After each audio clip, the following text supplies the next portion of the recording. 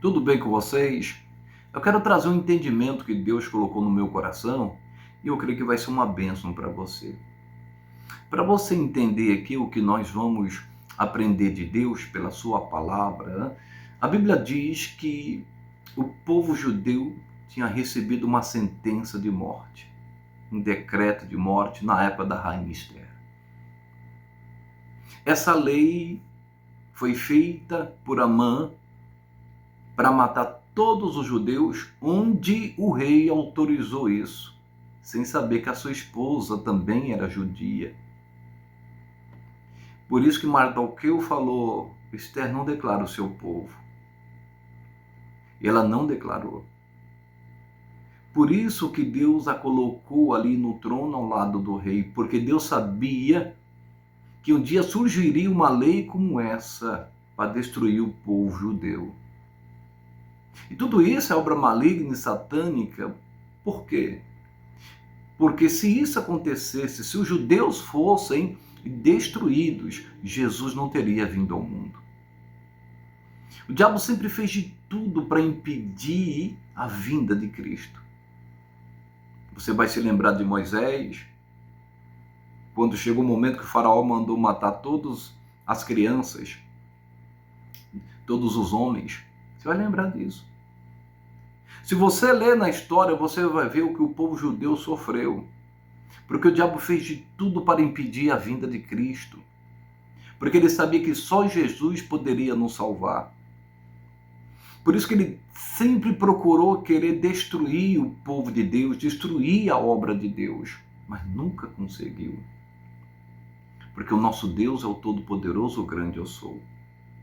E Deus tem levantado pessoas para anunciar o nome de Cristo, anunciar o nome de Deus.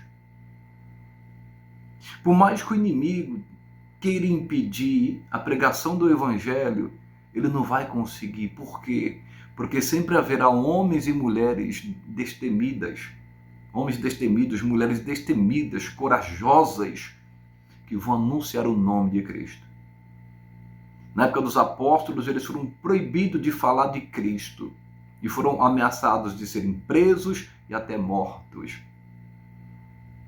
E eles não temeram, irmãos. Foram presos, outros foram mortos, mas não deixaram de falar de Jesus, de falar do Salvador. Inclusive, em algumas passagens bíblicas, quando os apóstolos eram proibidos e ameaçados de falar o nome de Jesus, eles falavam assim: antes obedecer a Deus do que aos homens. Trazendo para o contexto aqui da época, a situação era desesperadora. Quando Amã fez essa lei, ela foi promulgada. Que dentro de um espaço de um ano,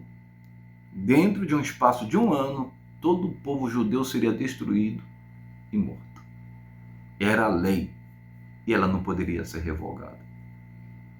A situação era desesperadora, dia após dia, o povo clamando, o povo chorando, o povo deprimido, situação desesperadora.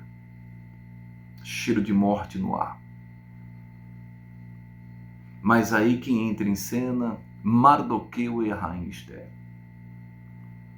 Mardoqueu, sabendo do fato, vai falar com a rainha. E a rainha não sabia do que estava acontecendo. Fora dos bastidores, ela não sabia. E aí Mardoqueu vai lá e fala dessa lei maligna e satânica para destruir o povo judeu, o povo de Deus. E ele pede para que ela entre na presença do rei, o seu esposo. E aí ela responde a Mardoqueu dizendo: olha, os homens e os servos do rei, o povo do rei sabe que se alguém entrar na presença do rei no pátio interior, sem ser chamado, só uma sentença para ele: a morte, exceto se o rei estender o cetro de autoridade e de permissão. E nesses 30 dias o rei não me chamou. Isso você pode confirmar no capítulo 4, versículo 11.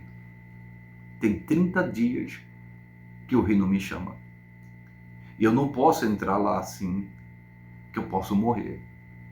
Só que Mardoqueu insiste com ela e disse: se você se calar neste momento, Deus vai trazer salvação. Apesar de o livro de Esther não citar o nome de Deus, mas vemos Deus aqui operando. Nosso Deus invisível, todo-poderoso, operando nos bastidores. E aí ele fala: se você não nos ajudar, vai vir salvação de outro lugar. Porém, você e sua casa vai perecer. Foi para isso que Deus te colocou aí. E aí, irmão, ela toma uma decisão linda, mas arriscada. O que ela faz? Ela fala para levar uma mensagem para Mardoqueu, capítulo 15. Então disse Esté que tornasse a dizer a Mardoqueu: vai e ajunta todos os judeus que se acharem em Suzã e jejuai por mim. E não comais nem bebais por 3 dias, nem de dia nem de noite. E eu e as minhas moças também assim jejuaremos. E irei ter com o rei depois de 3 dias. Ainda que não é segundo a lei. Quer dizer, ele não me chamou. Ele não me autorizou a ir lá. Mas ela diz: assim irei ter com o rei, ainda que não é segundo a lei, e perecendo pereço. Irmãos, ela entendeu que o problema era espiritual. Que ela até disse: olha, jejuai por mim. Mardoqueu junta aí todo o povo judeu. Peça para jejuar por mim. Porque eu tenho um propósito.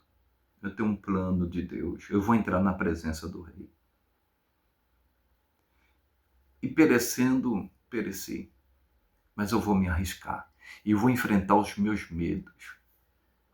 Eu vou quebrar os protocolos. E ela quebrou o protocolo.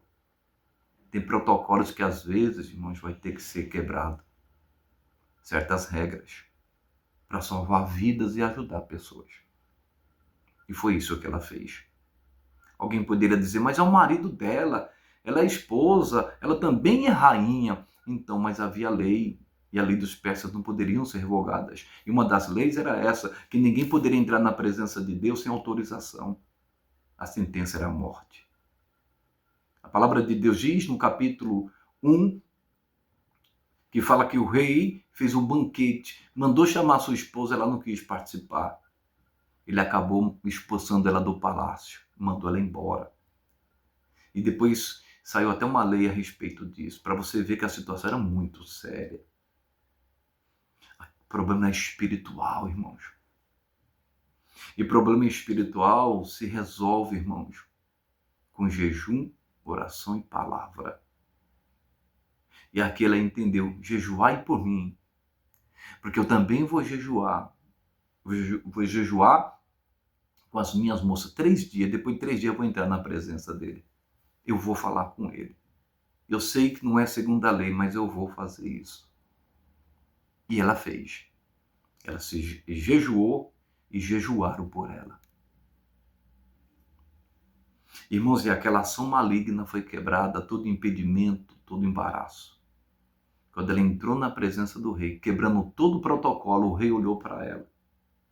Em nenhum momento a condenou. Em nenhum momento decretou a sua morte. Pelo contrário, ela encontrou favor do rei.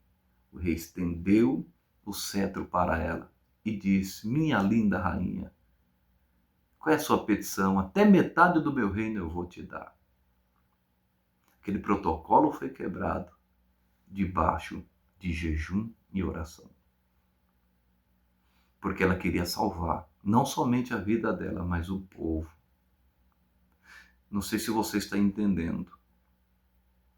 Às vezes nós vamos ter que nos arriscar e quebrar protocolos para salvar vidas, salvar pessoas. Nós vamos ter que fazer, irmãos, a obra de Deus. Tem pessoas que nós vamos ter que jejuar por elas. Irmãos, pessoas que estão à frente. Ore por ela, que estão à frente do ministério, de um trabalho. Ore por ela. Se precisar, jejue por ela. Tem situações, irmãos, que vai ter que ser todo mundo no mesmo espírito. Para quebrar essas regras, esses protocolos, para que vidas sejam salvas e libertas. em o nome de Jesus.